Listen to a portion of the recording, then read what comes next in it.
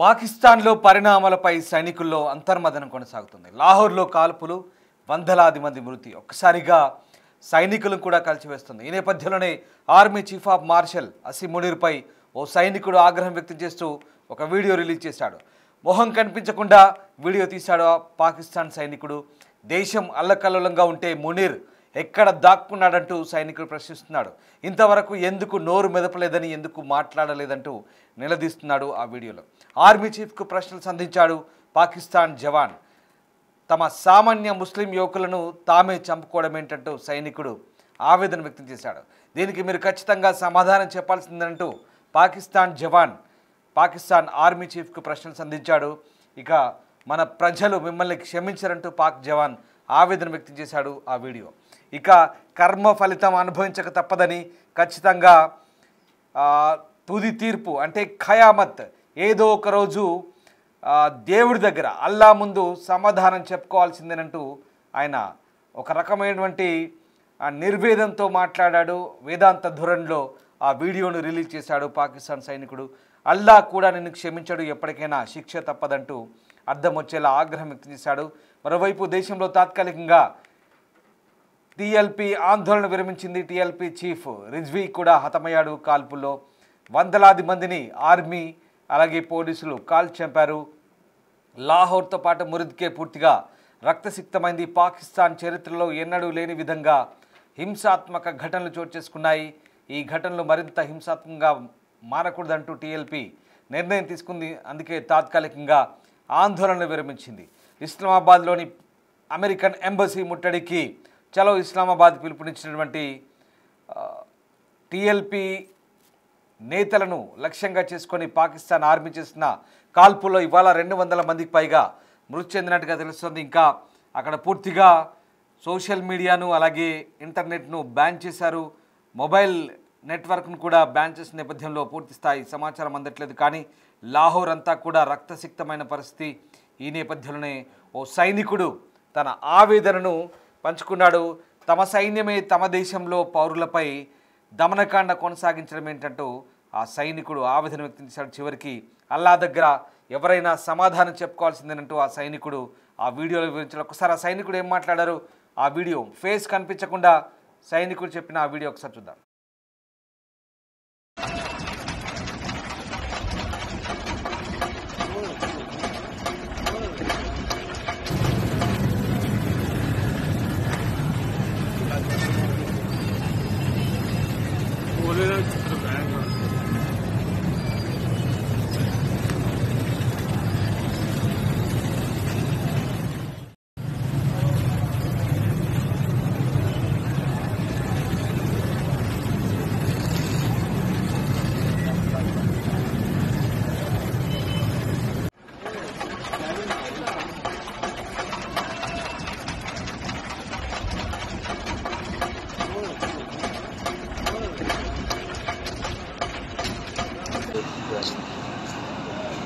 Video बना ली नहीं।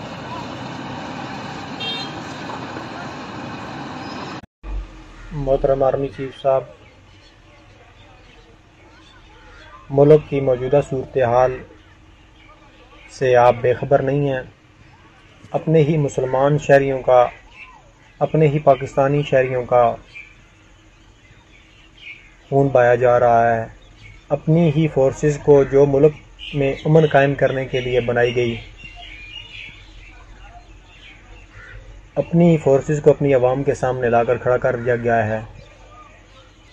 जिनके साथ जुल्म सितम हो रहा है वो मुहिब वतन है, सबसे बड़े मुहिब वतन है। वतन के साथ भी मोहब्बत करने वाली ये जमात है और इस जमात से आलम कुफ्र भी कांपता है। इतनी मजबूत आवाज़ इस जमात की है कि आलम कुफ्र भी कांपता है इससे। तो ये जुल्म सितम बंद किया जाए, बंद करवाया जाए। आपके इख्तियार में है, आपके इख्तियार में है, आपके इख्तियार में है। कल आपने भी बरोज़े क़यामत इसका जवाब देना है। जितनी कत्लो गारत, चादरों चार दीवारी का तकद्दुस पमाल किया गया है, जितनी हुकूमत ज़िम्मेदार है, जितना हुकूमत से पूछा जाएगा, हुकूमती अहदेदारों से पूछा जाएगा, उतना ही कल क़यामत वाले दिन आपसे भी इसका जवाब मांगा जाएगा, हिसाब लिया जाएगा। तो खुदा के लिए ये ओहदे, ये नौकरियां, ये सारा कुछ इधर ही रह जाना है। क़यामत वाले दिन हम एक नबी के उम्मती बनकर हम नबी पाक की बारगाह में, अल्लाह की बारगाह में हाज़िर होंगे। तो उस दिन के लिए सोचें। बहुत शुक्रिया, मेहरबानी। अस्सलाम वालेकुम।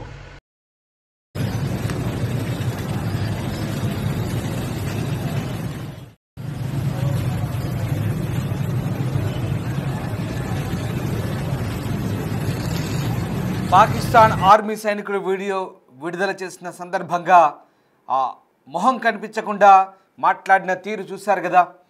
తమ దేశంలోనే, తమ ప్రాంతంలోనే తమ సైన్యం అంటే తమ చేతే అక్కడి పౌరులపై రక్తం పారించడం ఏంటంటూ ఆయన ప్రశ్నించాడు. ఈ మొత్తం హింసకు నువ్వు కారణం కాదా అంటూ ఆర్మీ చీఫ్ను ప్రశ్నించాడు ఆ సైనికుడు. ఈ హింసకు బదులు చెప్పాల్సి ఉంటుంది. ఎక్కడ కాకపోయినా, ఇక్కడ చెప్పకపోయినా, దేవుడి దగ్గరైనా ఏదో ఒక రోజు నువ్వు సమాధానం చెప్పి తీర్చుకోవాల్సిందే అంటూ ఆయన వేదాంత ధోరణిలో మాట్లాడాడు. దీన్ని బట్టి ఈ హింసతో సైనికుడు ఎంత ఆవేదన చెందాడో అర్థమవుతుంది. సొంత దేశంలోనే సొంత ప్రజలపై సైన్యం అమానుషంగా కాల్పులు జరిపి సొంత పౌరుల ప్రాణాలు పొట్టన పెట్టుకున్న తీరును ఒక్కసారిగా ఆ సైనికుడు ఖండించాడు. పాకిస్తాన్లో వందలాది మందిని అక్కడి పాకిస్తాన్ రేంజర్లు, ఆర్మీ కాల్చి చంపింది. తెహ్రీక్ లబ్బాయిక్ పాకిస్తాన్ పేరుతో ఒక సంస్థ గాజా శాంతి ఒప్పందానికి వ్యతిరేకంగా, అంటే పాలస్తీనా ప్రజలకు అనుకూలంగా, పాకిస్తాన్ అమెరికా వైఖరికి వ్యతిరేకంగా, అనుకూల వైఖరికి వ్యతిరేకంగా గత వారం రోజులుగా నిరసనలు చేస్తోంది. ఆ నిరసనలు హింసాత్మకంగా మారాయి. గత గురువారం దాదాపు 12 మంది ప్రాణాలు కోల్పోయారు. అప్పటి నుంచి కూడా చలో ఇస్లామాబాద్కు పిలుపునిచ్చారు. తాజాగా శనివారం, ఆదివారం హింస చోటు చేసుకునే ఉంది. లాహోర్ దాకా ఆ ర్యాలీ కొనసాగింది. లాహోర్ నుంచి మురుద్కేక్ దాకా వచ్చింది.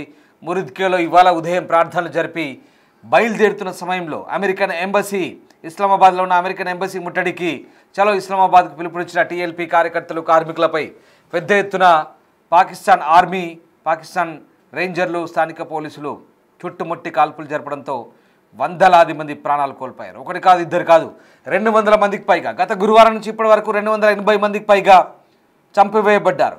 ఇది పాకిస్తాన్ చరిత్రలోనే అతిపెద్ద హింసాకాండ, అతిపెద్ద దమనకాండ పాకిస్తాన్ ఆర్మీ చేత.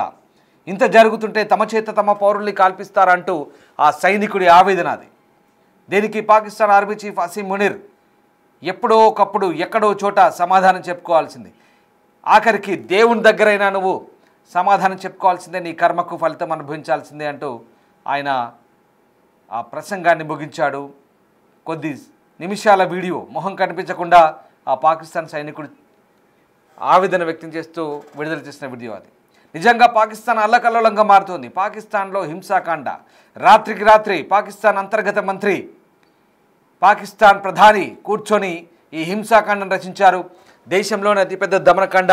బహుశా మనకు ఆ ఇంటర్నెట్ సేవలు కట్టయి పూర్తిగా అక్కడ ఆంక్షలు ఉన్నాయి కాబట్టి బయటి ప్రపంచానికి తెలియట్లేదు. కానీ దాదాపు 200 మందికి పైగా చనిపోయారు. మురుద్కేలో, లాహోర్లో ఎక్కడ చూసినా రోడ్లపై శవాలు కనిపిస్తున్నట్టుగా తెలుస్తోంది.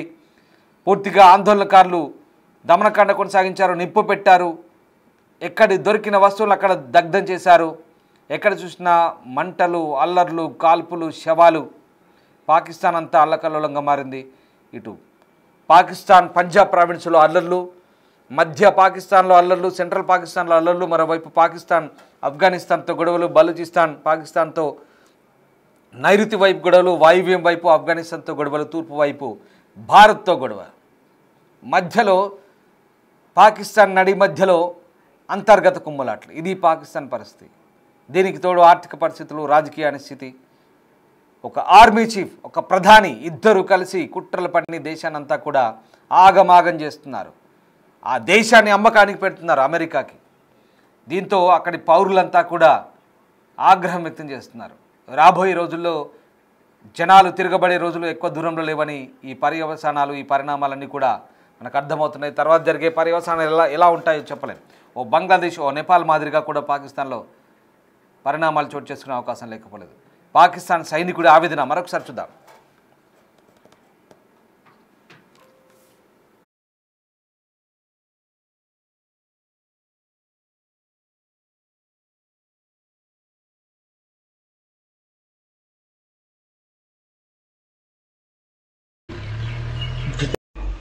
मोहतरम आर्मी चीफ साहब, मुल्क की मौजूदा सूरत हाल से आप बेखबर नहीं हैं। अपने ही मुसलमान शहरियों का, अपने ही पाकिस्तानी शहरियों का खून बहाया जा रहा है। अपनी ही फोर्सेस को जो मुल्क में अमन कायम करने के लिए बनाई गई, अपनी फोर्सेस को अपनी आवाम के सामने लाकर खड़ा कर दिया गया है।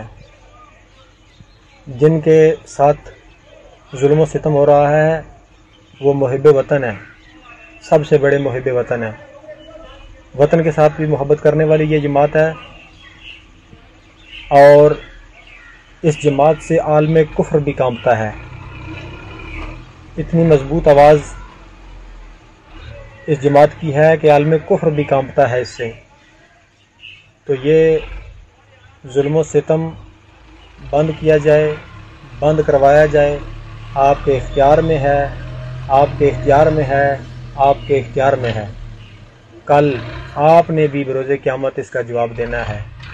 जितनी कत्लो गारत, चादरों चार दीवारी का तकद्दुस पमाल किया गया है, जितनी हुकूमत ज़िम्मेदार है, जितना हुकूमत से पूछा जाएगा, हुकूमती अहदेदारों से पूछा जाएगा, उतना ही कल क़यामत वाले दिन आपसे भी इसका जवाब मांगा जाएगा, हिसाब लिया जाएगा। तो खुदा के लिए ये ओहदे, ये नौकरियां, ये सारा कुछ इधर ही रह जाना है। क़यामत वाले दिन हम एक नबी के उम्मती बनकर हम नबी पाक की बारगाह में, अल्लाह की बारगाह में हाज़िर होंगे। तो उस दिन के लिए सोचें। बहुत शुक्रिया, मेहरबानी। अस्सलाम वालेकुम।